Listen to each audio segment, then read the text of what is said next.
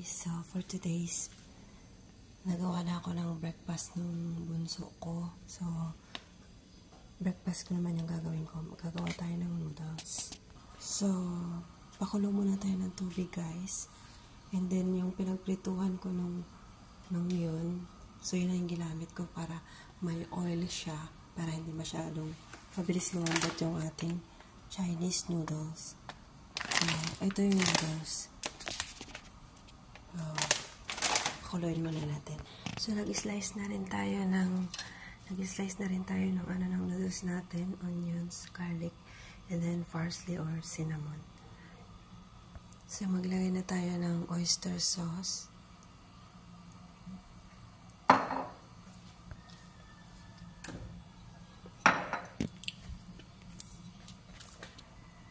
Then maglagay na rin tayo ng sesame oil.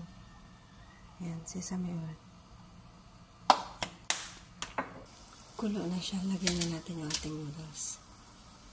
So, palumbutin lang natin yung ating noodles. So, gusto ko guys medyo spicy. So, lagyan natin ng konting paprika. And then, mag-init tayo ng oil. Ayan. Lagay tayo ng oil. So, ito na yung noodles, guys. Nirinse natin ng malamig na tubig. Ayan.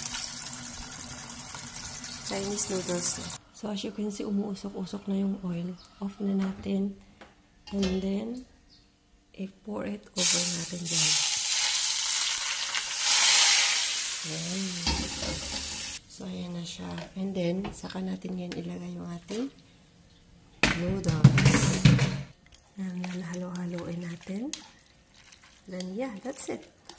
Simple breakfast. So, ayan na guys. Tara, kain tayo. Noodles with coffee. Ayan. So, ayan naman yung pagkain ng bunso ko kasi rice is life. Ayan. Let's eat breakfast.